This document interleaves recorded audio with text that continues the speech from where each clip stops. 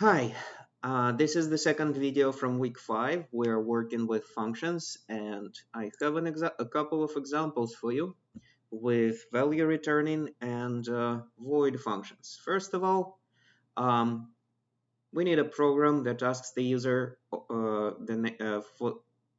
for asks the user for the name and title, and then create a polite greeting. The purpose of this program is to showcase the value returning function versus a void function. So ask name and title. So my name is input, enter your name.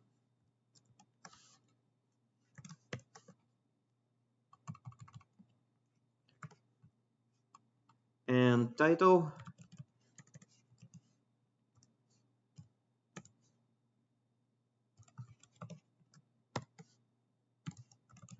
enter your title.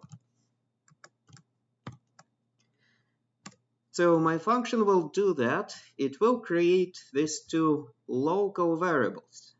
And unless I do the next thing, the program outside of this function will not know the value of these variables. You can print it to the console like we did in previous video, for example, but we cannot use them later in the program. All right, to actually return the value, I do name, comma, title. So the return statement makes it a value returning statement, and we are returning both local variables name and title for them to be used in the different part of the program. The other function that we are going to create is, actually I started from underscore, I did not mean to. The other function that we will create is greeting. Greeting will take user name and user title and make a greeting out of it, which is just a print statement. It will say hello, comma,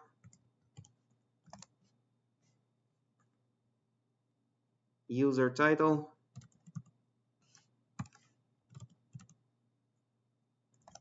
username.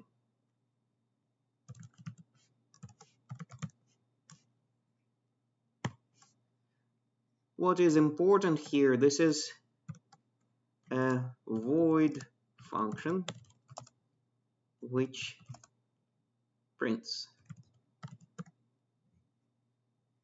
And this is a value returning function.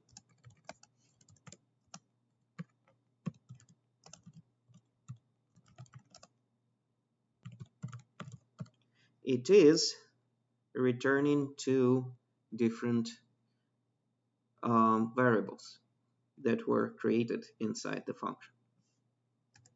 And now this is the main def main logic for the program. First of all, I will ask name title. That's one of my functions. It does return name and title. However, you have to create variables for them in the main. So that will be, for example, just to show you the difference, user name 1 equals to ask user and then comma user name 2, user title. So two variables are created, username 1 and user title 1.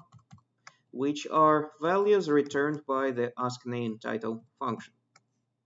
And in the second, askNameTitle function.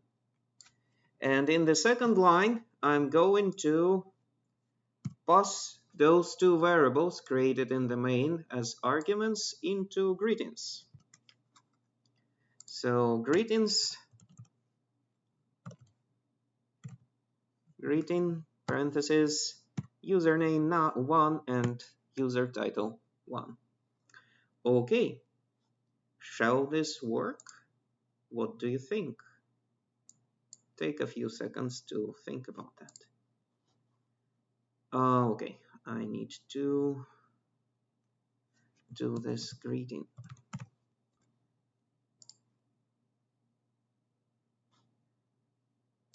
Well, it seemed it worked, and it did everything it's supposed to do according to Python. No error messages, no nothing, and actually nothing got printed, no questions were asked. That is because we did not make a call for any of this function in the code, and we didn't call it in the console. So let's, just for fun, ask one of them. Greeting, and for username, I'm gonna put two strings. It has to be strings because we are printing something over here. It could be numbers actually. Okay, it could be numbers, but we are printing. We have to keep that in mind. Okay, so where's my idle? Going back to idle, greeting. My name is Vlad, and my title is Doctor.